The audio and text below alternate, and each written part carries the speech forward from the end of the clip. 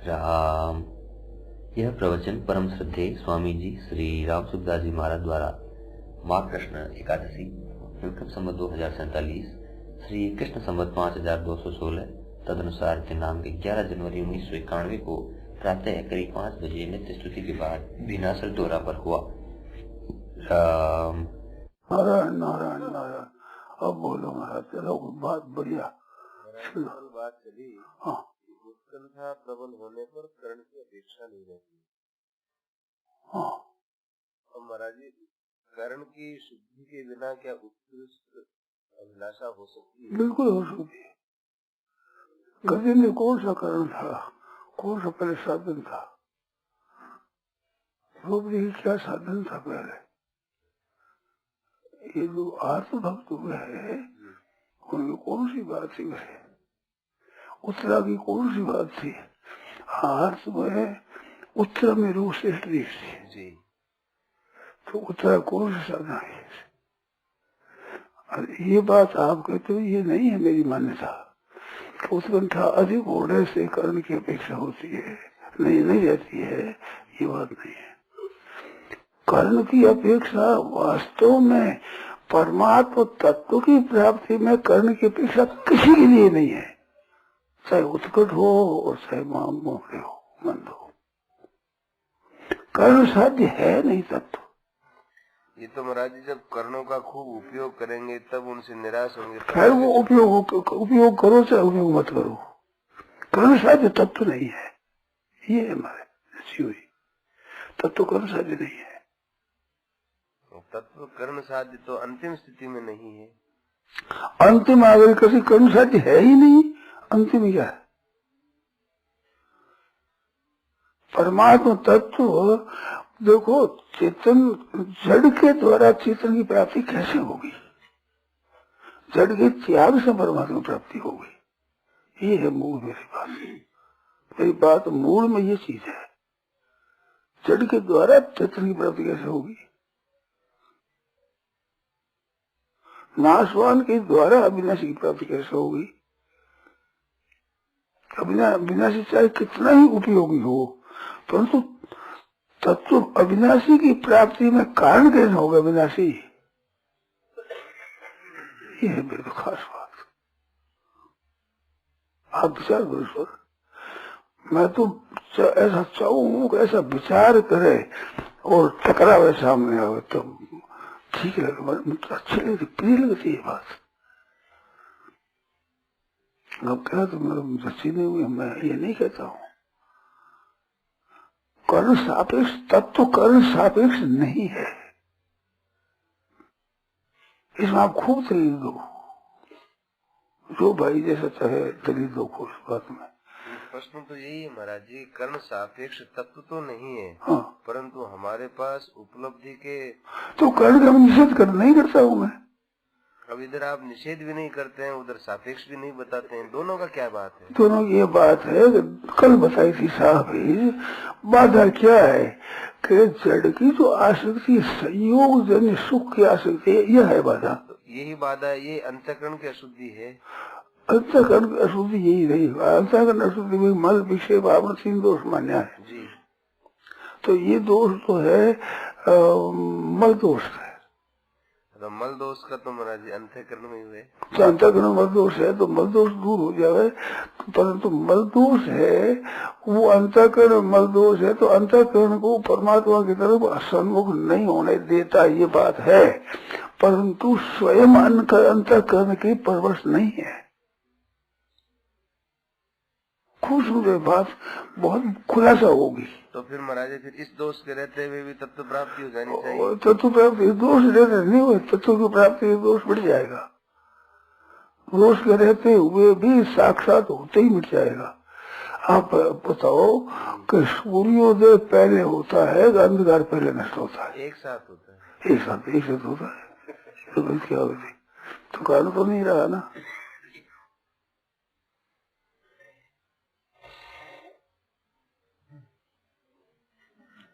इसमें दोनों में अगर विचार कर देखा जाए तो शक्ति जो परमात्मा तत्व में जीवात्मा में खुद में है, वो शक्ति किसी कारण में है ही नहीं, हुई नहीं, होगी नहीं, हो सकती नहीं कभी।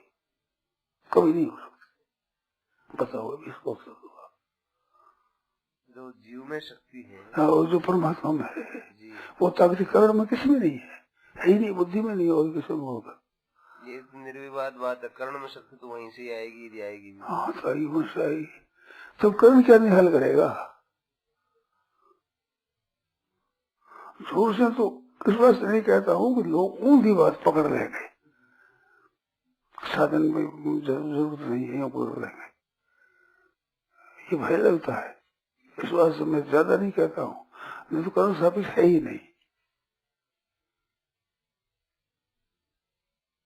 स्वयं जब चाहेगा परमात्मा को, और परमात्मा स्वयं ये था माम प्रपद्यन्ते तथैव जाम्यहम्, तब क्या कौन बाधा दे सकता है? कैसे दे सकता है? किसकी ताकत है? स्वयं चाहेगा और फिर अंतःकरण में आसक्ति पड़ी है, वो बाधा है। ये यहाँ मिट जाएगी। वो आसक्ति और परमात्मा चाहना, इसमें चाहना बढ़ जाएगी, मिट जाएगी। तो वही तो बात है महाराज, चाहना उस आसक्ति के रहते हुए कैसे बढ़ेगी? कैसे? अंतःकरण के अधीन नहीं है वो चाहना। अंतःकरण शुद्ध हो तो चाहना पड़े, अंतःकरण शुद्ध नहीं हो चाहना नहीं पड़े, ये नियम नहीं है। अर्थ भक्त है कि पुकारा है भगवान ने, एकदम बिल्कुल साधारण नीचा डाकू चोर हत्यारा, ऐसा हत्या करने वाले भी परमात्मा प्राप्त हो गए। कर्ण शुद्धि हो तो कैसा होगा?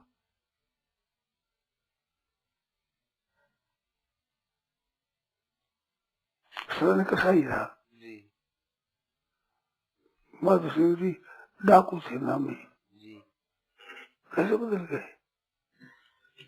और वो ऐसे ऐसे भक्त हुए कि तो अंतिम शुद्ध नहीं कह सकते आप। स्वयं परमात्मा का अंश है ये। अब परमात्मा की प्राप्ति में ये स्वतंत्र नहीं है तो किस बात में स्वतंत्र है? और किसी बात में स्वतंत्र है ही नहीं। और परमात्मा की प्राप्ति में स्वतंत्र है ही नहीं। कैसे बता दो?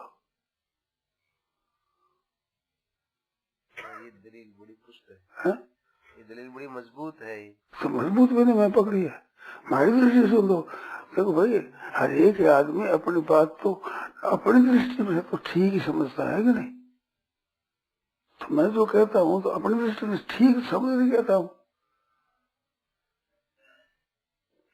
आप पूछो, तर्क करो तो बात निकलेगी। मैं बहुत बार कहता हूँ आप प्रश्न करो, बहुत खुलेगी बात। अंतःकरण की अपेक्षा संसार में है। संसार में अंतःकरण जितना शुद्ध हो चुका है, संसारिक काम ठीक करेगा। तो सहायता अंतःकरण से ले सकते, संसार में संसार सबसे सहायता ले सकते हैं। कर्ज गधे ने माफ करे। सहायता के लिए तो आपको शरीर की भी सहायता लेते हैं, लेनी चाहिए। वस्तु की भी सहायता लेते हैं, है? वस्तु की भी सहायता लेते हैं, वस्तु को लेते हैं, स्थान देश की भी सहायता लेते हैं। हाँ, देश लेनी चाहिए। इसलिए नहीं करता हूँ मैं। परंतु तत्व की प्राप्ति जो कही जाती है, जिसे तत्व साक्षात्कार होता है, भगवान का प्रेम होता है, भगवान के दर्शन होते हैं, इसमें कर्ण की अपेक्षा नहीं है, कर्ता की अपेक्षा स्वयं की। जिसमें कर्तृत्व नहीं है स्वयं में, कर्तृत्व भोक्तृत्व संसार है, और कर्तृत्व भोक्तृत्व स्वयं में नहीं है। और कर्ण हटा नहीं सकेगा कर्तृत्व भोक्तृत्व को। किसी कर्म की ताकत नहीं तो कर्तृत्व भोक्तृत्व हटा दे, किसी कर्म की ताकत नहीं है।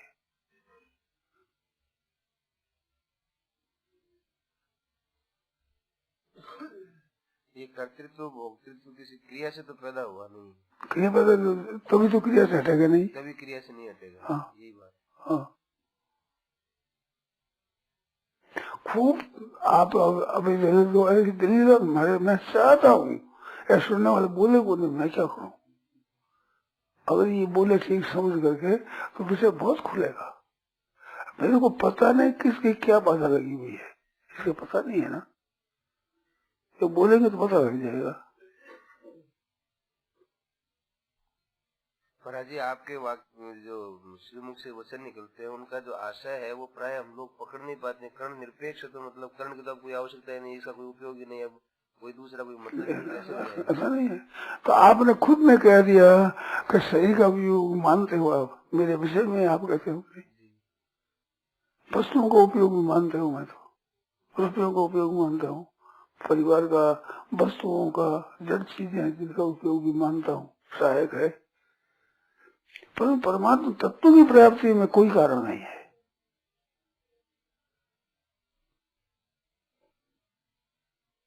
इस दलील दो, जितना आप प्रश्न करोगे विषय बहुत खुलेगा, साफ खुलेगा।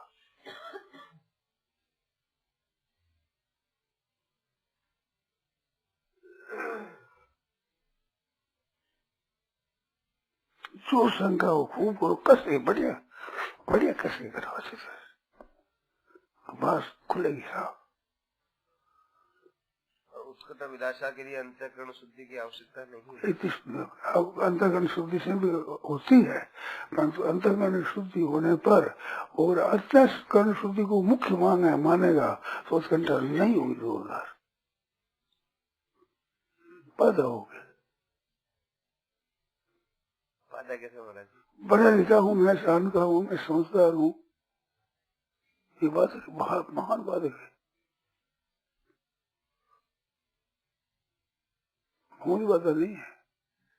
अभिमान तो खास बात है। अभिमान भगवान की बात करें, अभिमान भगवान को बहुत बुरा लगता है, जिंदा अच्छी लगती है तो एक दिन ठहरती नहीं। तो जितने साधन है जिन्हें में महत्व देखा जाए तो महत्व अपनी जगह तक है, अगर से आगे नहीं पहुंच सकते। महत्व केवल संसार में है। जितने साधन है, यज्ञ न हम वेदे न तपसा न दारे न सेजया न वेदया थे दाने न सक्रिया भिन्नग्री, चार बताइए, तीन है यज्ञ दान तप, तीन है ये विशेषता से, और एक क्रिया भी हो गई, एक कर्म भी, क्रिया भी ले ली है, बस चार ही है। और गीता में से बढ़कर कौन सा है? न वेद यज्ञ न दान न सक्रिया भी न तपो भी रुक गई, चार की सौ पांच है नहीं, क्रिया यही आई। और देखिए यज्ञ दान तप तीन है, वेदेषु यज्ञेषु तपस्सु चैव दानेषु यत् पुण्य फलम प्रदेशम् अत्येत तत्सर्वं विदित्वा, इसको जान करके इसको सबको अतिक्रमण कर जाता है। वो अतिक्रमण कर जाता है तो सास कैसे रहा है इनका?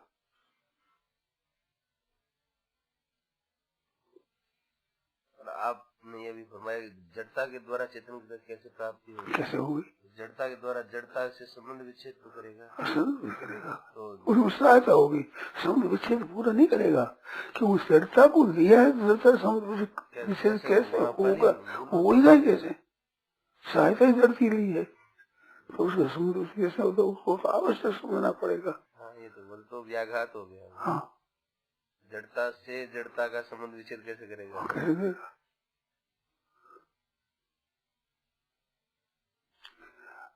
छात पर चढ़ने के लिए सीढ़ी काम की है, परंतु सीढ़ी छात पर जा नहीं सकती। तो पहुंचाने के लिए तो काम आती है, पहुंचाने की काम आती है तो कहाँ का? ऐसे अंतःकरण तत्व की प्राप्ति की तो पहुंचाने में काम आ जाए। पैसे में काम, हम कहते हैं सभी सही को उपयोग मानते, पैसों को भी उपयोग मानते, कौन नहीं उपयोग मानता? वहां कैसे पहुंचा देगा? रहेगी तो नीचे ही होगी, नीचे, छात से तो सीढ़ी नीचे रहेगी।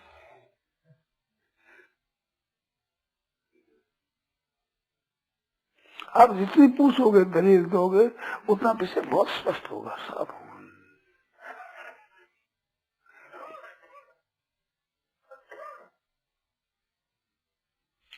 मैं इतना खंडन करता नहीं हूँ, जैसे आज कहा आप साहब, ऐसे मैं नहीं कहता हूँ व्याख्यान में।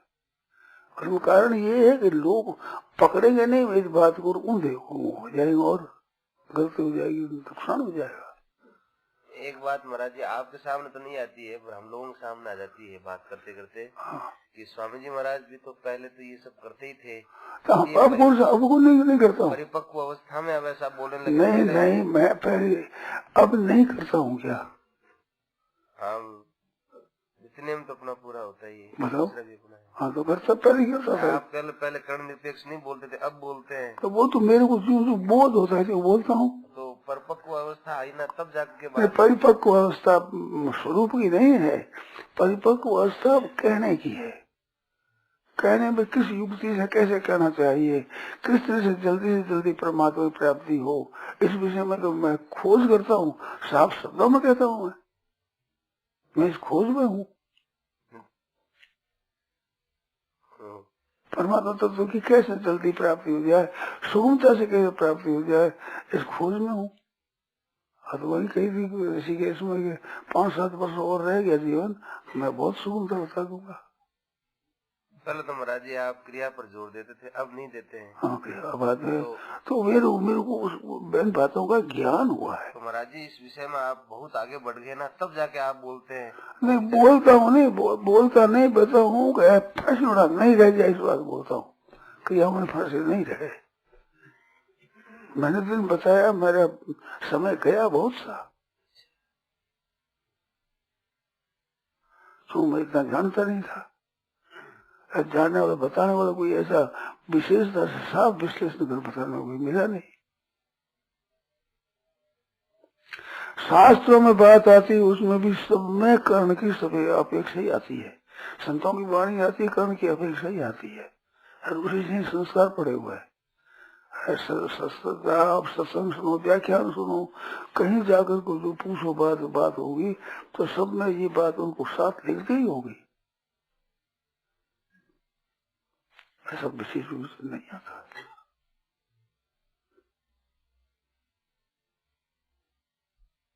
इस बात मैं कहूँ तो कहां से कहूँ? अब भी ये बात कह दी कि कुछ 5-7 वर्ष रह गया तो आपको बहुत सुन कर बता दूंगा, क्या अर्थ होता है? मेरे को युक्तियां मिलती है, उनकी दलीला मिलती है, प्रमाण मिलते हैं मेरे को। जो विचार करता हूँ विलक्षणता दिखती है।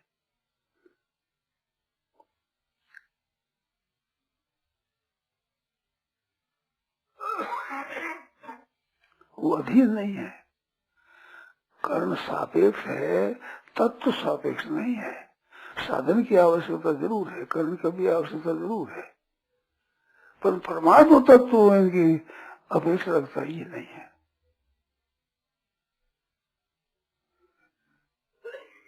नहीं, अंतःकरण की आवश्यकता जरूर है, परंतु तत्व की प्राप्ति में उसकी सहायता की जरूरत नहीं है।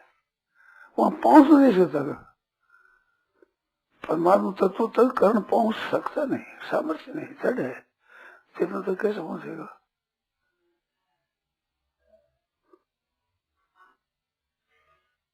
तो इसकी कहाँ तक जरूरत है? कहाँ तो संसार में जहाँ तक है ऊंचे उठने की जरूरत है। सीढ़ी कहाँ से ऊंची, जहाँ खड़ा है वहां से जरूरत है। और तत्व प्राप्ति कैसे हो जाएगी? तत्व प्राप्ति कैसे हो जाएगी? सीढ़ी से, सीढ़ी छोड़ने से होगा।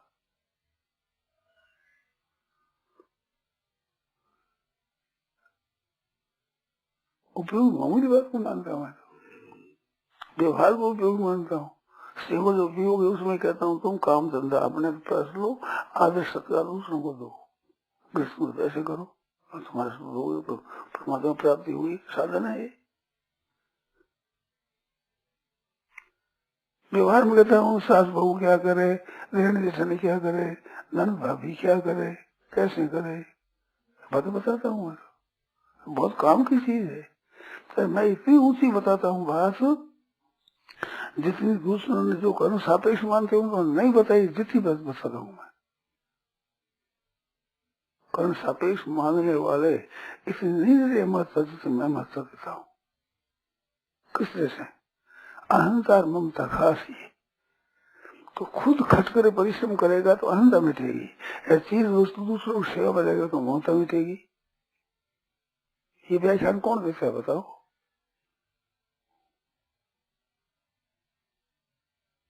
घर में देना जेठानी भी वस्तु दूसरा काम ले हुए तो खटकर मैं परिश्रम करूं, इससे परमात्मा प्राप्ति हो जाए, कौन कहेगा? मैं कहता हूँ वस्तु और शरीर यही तो बाधक है, इनकी आसक्ति बाधक है, तो आसक्ति सेवा से छूटेगी? इसका महत्व कौन देता है?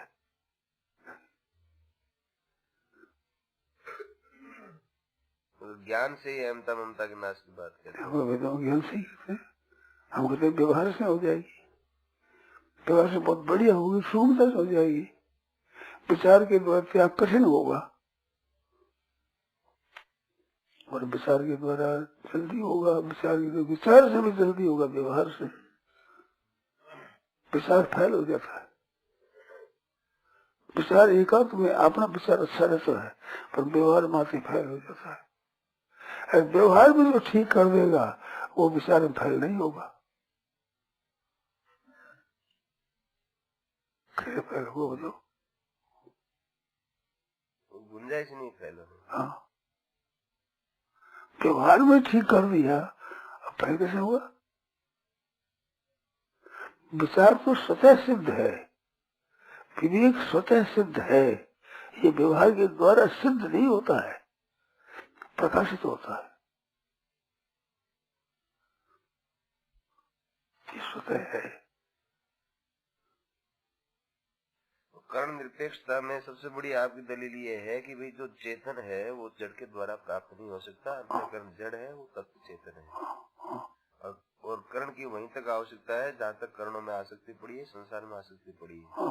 सब तक आवश्यकता अनिवार्य नहीं है, आवश्यकता तो है अनिवार्य नहीं है, अनिवार्यता नहीं है। हाँ,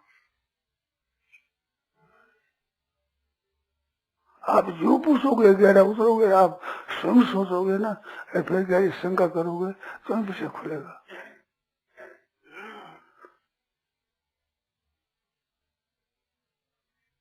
अब ये बता देंगे स्वामी जी पहले करते थे, अरे पहले करते थे, आज नहीं करते है क्या?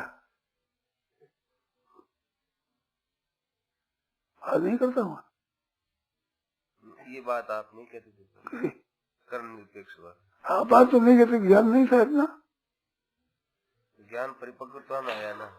तो ज्ञान परिपक्व तो कौन सा ज्ञान परिपक्व? जो व्यवहार ज्ञान है, शास्त्र का ज्ञान है, विवेचन का ज्ञान है, उस ज्ञान में है परिपक्व विशेषता। तत्व में थोड़ी विशेषता है, तत्व में तो वही आज है, आज है जो पहले थी उसका आज है।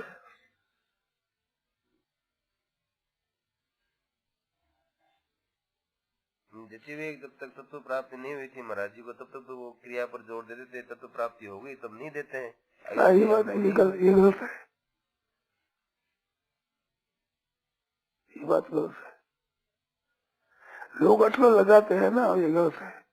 लोग तो कहते हैं कि रुपयों का स्वामी रुपयों का अनुभव नहीं है, रुपयों की जो निंदा करते हैं स्वामी जी, उनको रुपयों का अनुभव नहीं है। मैं कहता हूँ रुपयों का अनुभव है, त्याग का अनुभव आपको नहीं है, मेरे को दोनों अनुभव है।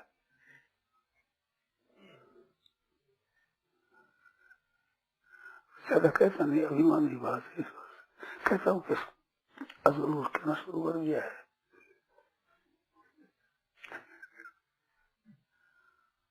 तुम क्या समझो त्याग के तत्व को? क्या समझो तुम त्याग के तत्व को? शेर से जितना समझे विषय है उस विषय में कर्मयोग का आचार्य मानता हूँ, भक्ति का आचार्य रामानंद को मानता हूँ, ज्ञान का आचार्य शंकराचार्य महाराज को मानता हूँ, और निष्काम भाव के आचार्य मैं शेर जी को मानता हूँ।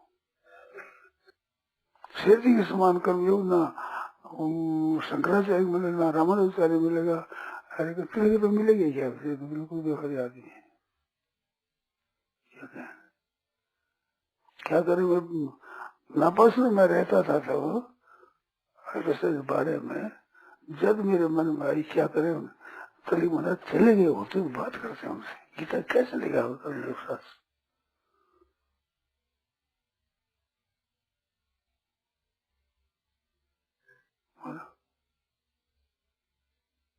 वो उनका कर्मयोग है, तिर्क का है, सिद्ध होने के बाद कर्मयोग है। तत्व की ऊर्जा जीवन ऊर्जा पीछे हो, जैसे आप कहते हो ना, ये तो स्वामी ऐसा कहते हैं, प्राप्ति होने के बाद कहते हैं ये वो एक बात कहते हैं। कर्मयोग साधन है। यह सांख्य प्राप्त के स्थानम तद योग ही गम्य थे। सिद्ध पुरुष है, सिद्ध पुरुष में कोई कर्म योग, ज्ञान योग, भक्ति योग कुछ नहीं है। ये सब साधन है। ज्ञान योग साधन है, भक्ति योग साधन है, कर्म योग साधन है।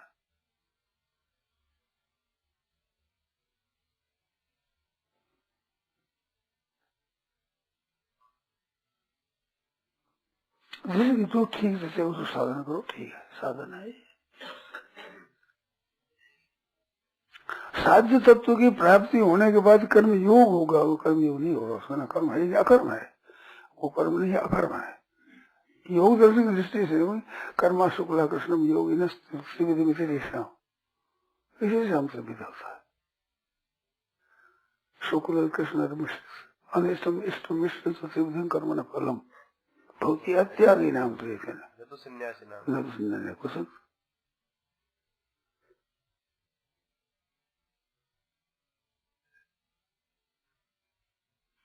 स्वामी आर्ष ग्रंथों का ज्ञान नहीं।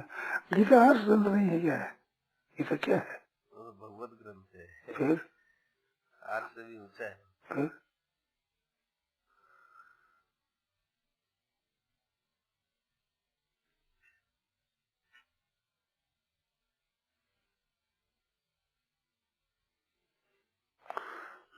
स्वामी बूढ़े हो गए, व्याकरण ज्ञान नहीं है, क्योंकि सेठ जी पास आने पर व्याकरण काम नहीं पड़ता, ज्ञान नहीं है, तो मैं गीता है नहीं है दर्पण व्याकरण विषय देखो, देखो आप देखो, आप तो व्याकरण के आचार्य हो।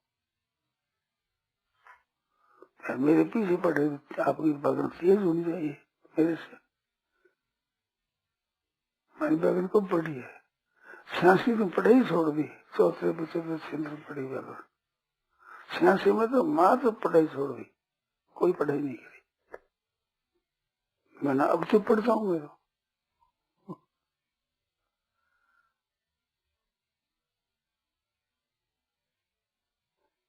चिंगराम जी हम पढ़ते थे तो चिंगराम जी ने तो 30 परीक्षा में फार्म भरे, व्याकरण काफी चीज मैंने भरे, वेदांत 30। तुमने क्यों भरा? कि अभी तो समय बर्बाद कौन करे, आप कभी पढ़ोगे मेरी पढ़ाई हो जाएगी, मैं वेदांत पढ़ता आपको जल्दी पढ़ाई हो जाएगी, दोनों मास्टर हो जाएंगे। समझी करके हमारे कहा शायद वर्ष दे दी, हुए पास हो गए। हम परीक्षा महाराज हमारे बीमार हो गए तो मैं आ गया, ऐसा नहीं दी। असली कोई खोज करेगा, आप खोज कराओ, करो आप और करो, करेगा तो। नारायण नारायण नारायण।